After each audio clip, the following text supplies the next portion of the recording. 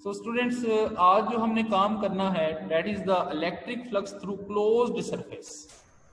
अभी तक जो हमने काम किया था वो हमने electric flux through flat surface find किया है। लास्ट टाइम जो हमने काम किया है उस सारे केसेस के अंदर आपने देखा कि जो मैंने सरफेस एज्यूम की हुई थी that is a flat surface, flat area था। लेकिन अगर एरिया कर्व्ड हो जाए तो फिर हम क्या करेंगे? उस केस में हमने फ्लक्स को कैसे फाइंड करना है? That is very tricky thing.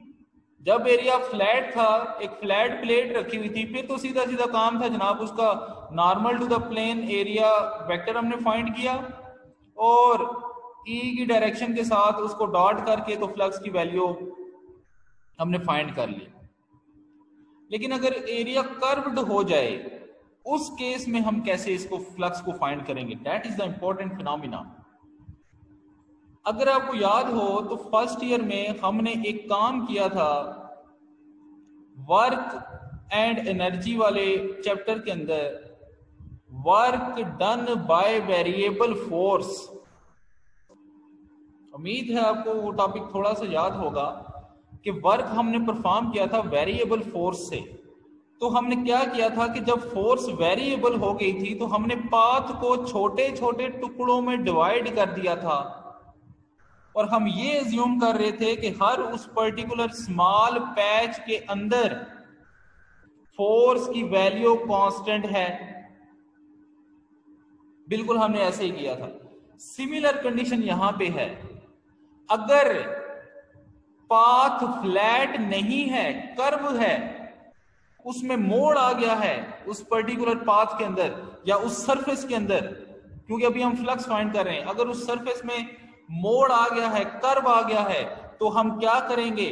उस पर्टिकुलर सरफेस को छोटे छोटे टुकड़ों में डिवाइड कर देंगे और हम ये एज्यूम करेंगे हर उस पर्टिकुलर स्मॉल पैच के अंदर ई की वैल्यू कांस्टेंट है, सेम जिस तरह हमने फर्स्ट ईयर में किया था।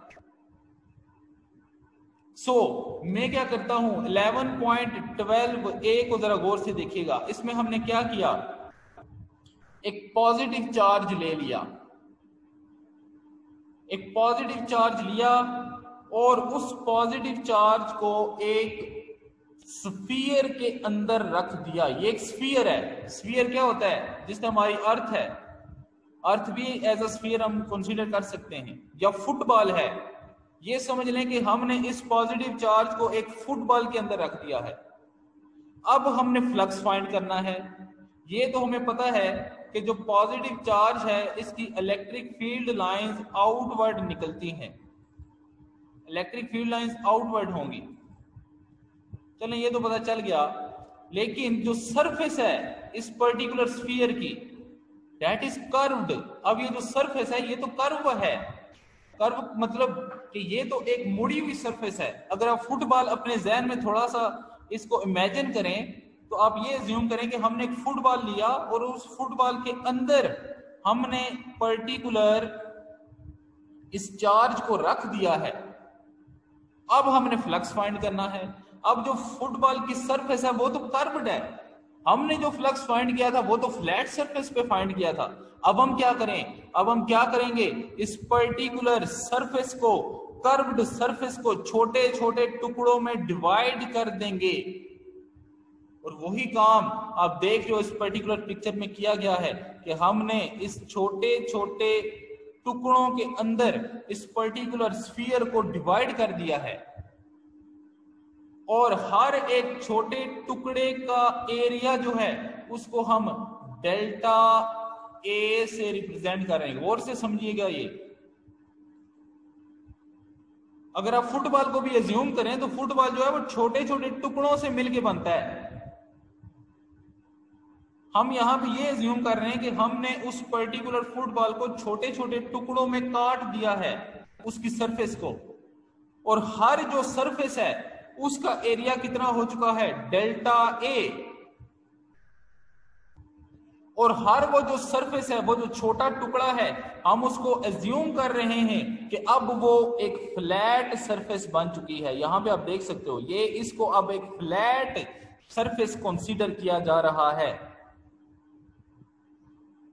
तो अगर ये एक फ्लैट सरफेस बन चुकी है तो इसका normal to the plane area vector किधर होगा, मुझे बताइए जरा। आउटवर्ड ही होगा ना।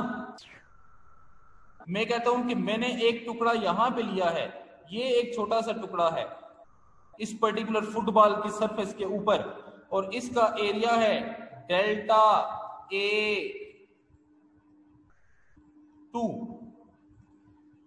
तो मुझे बताइए इसका normal to the plane area vector किधर होगा? जाहिर सी बात है आउटवर्ड होगा। एक बात याद रखिएगा, कर्व्ड सरफेस के अंदर हमेशा हम normal to the plane area vector को आउटवर्ड कंसीडर करेंगे। कर्व्ड सरफेस के अंदर उस छोटे टुकड़े का normal to the plane area vector किधर होगा हमेशा? That should be in outward direction. तो ये क्या हो गया है, ये इसका normal to the plane area vector हो गया ना। इसको मैं डेल्टा A2 से लिख सकता हूं, that is normal to the plane area vector of this small portion. ये जो मैंने एक छोटा सा टुकड़ा काटा है। तो मुझे एक बात बताएं कि इस पर्टिकुलर पॉइंट पे जहां पे ये टुकड़ा पाया जा रहा है वहां पे इलेक्ट्रिक फील्ड भी क्या इसी डायरेक्शन में नहीं होगी? जाहिर सी बात है इधर ही होगी, because electric field is outward. अब इलेक्ट्रिक फील्ड भी आउटवर्ड हो गई, normal to the plane area vector भी आउटवर्ड हो गया, तो दोनों का जो फ्लक्स होगा इसको मैं क्या लिखूंगा? phi2 that is equal to E dot delta A2, that is the particular value of flux at that small portion।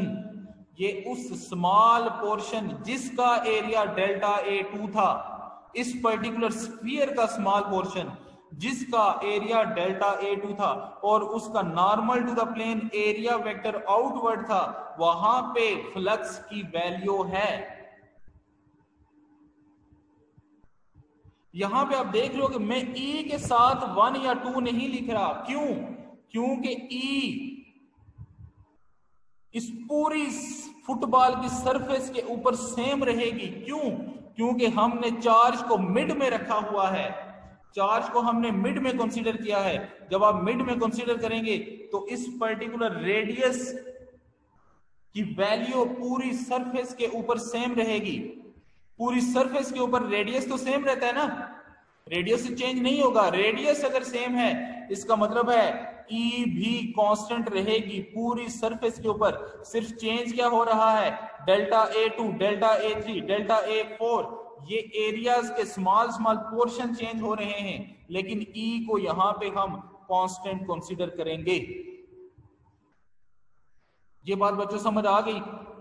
इसी तरह इस पर्टिकुलर फुटबॉल के अंदर ये जो फुटबॉल मैंने कंसीडर किया हुआ है, ये जो surface in the form of football consider की है, इसमें तो इस तरह के बहुत सारे छोटे छोटे टुकड़े, एक इधर भी होगा, एक इधर भी होगा, एक इधर भी होगा, एक इधर भी होगा। इस सारे फुटबॉल को मैंने छोटे छोटे टुकड़ों में काटा हुआ है। तो मुझे बताएं, जो भी टुकड़ा ले लूं वहां पे E की वैल्यू हमेशा रेडियली आउटवर्ड है। E भी आउटवर्ड है, normal to the plane area vector भी आउटवर्ड होगा। इसका मतलब क्या हुआ? जिस मर्जी है मैं पोर्शन को कंसीडर कर लूं, वहां पे फ्लक्स मैक्सिमम ही कंसीडर किया जाएगा। सो जिस भी पोर्शन को मैं सिलेक्ट कर लूं, जिस भी छोटे टुकड़े को मैं सिलेक्ट कर लूं, वहां पे फ्लक्स मैक्सिमम ही कंसीडर किया जाएगा। क्यों? क्योंकि E डॉट डेल्टा A दोनों पैरेलल हैं, दोनों वेक्टर्स पैरेलल हैं। जब पैरेलल हो जाएं तो मैंने लास्ट टाइम भी आपको बताया था, उसमें एंगल क्या हो जाता है? 0, और cos 0 क्या होता है? 1। इसका मतलब क्या हुआ कि वहां पे फ्लक्स की वैल्यू मैक्सिमम होगी। तो मुझे बताइए अब मैं टोटल फ्लक्स कैसे फाइंड करूंगा? टोटल फ्लक्स फाइंड करने के लिए मैं क्या करूंगा? अब जितने भी ये फ्लक्सेस हैं, डेल्टा A1 होगा, डेल्टा A2 मैंने अभी आपके सामने फाइंड किया, इसी तरह डेल्टा A1 होगा। डेल्टा A1 क्या होगा वो भी मैं लिख देता हूं आपके लिए। डेल्टा A1 को देखिएगा, डेल्टा A1 के लिए जो फ्लक्स होगा उसको मैं phi 1 से रिप्रेजेंट करूंगा, and that should be equal to E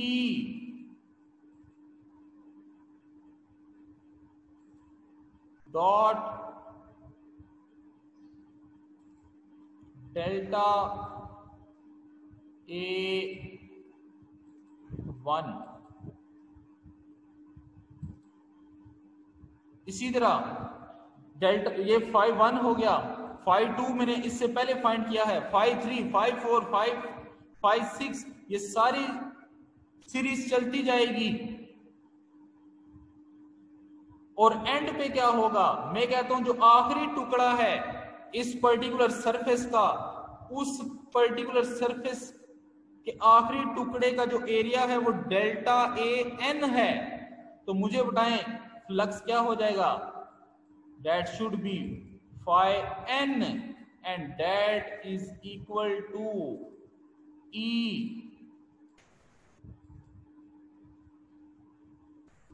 dot delta AN। ये उस पर्टिकुलर आखिरी स्मॉल टुकड़े के ऊपर फ्लक्स की वैल्यू होगी। तो मैं टोटल फ्लक्स कैसे फाइंड करूंगा, अब इन सारे छोटे छोटे फ्लक्सेस को phi 1, phi 2, phi 3, phi 6 up to so on up to phi n सबको क्या करूंगा, सम कर दूंगा। जब मैं सम कर दूंगा तो मैं पूरी सरफेस के ऊपर जो फ्लक्स की वैल्यू होगी उसको फाइंड आउट कर लूंगा। और यही चीज इस पर्टिकुलर फार्मूले के अंदर लिखी गई है कि flux, total flux, that is the total flux. ऊपर देख सकते हो आप क्या लिखा हुआ है, to calculate the total flux through whole surface we add flux from each patch.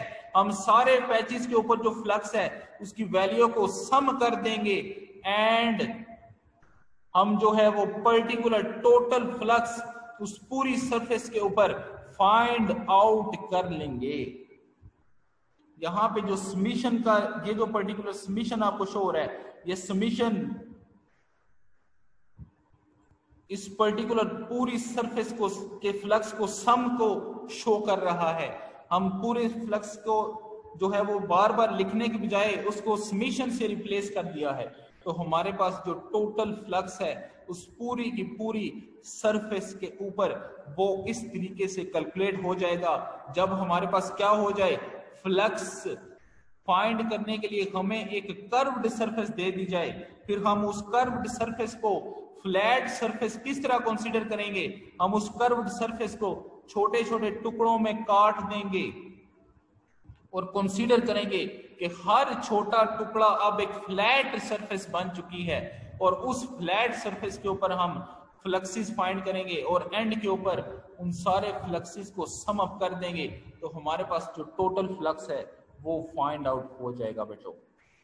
So this is very important phenomena जिसके थ्रू हमने total flux through a curved surface find out कर लिया है।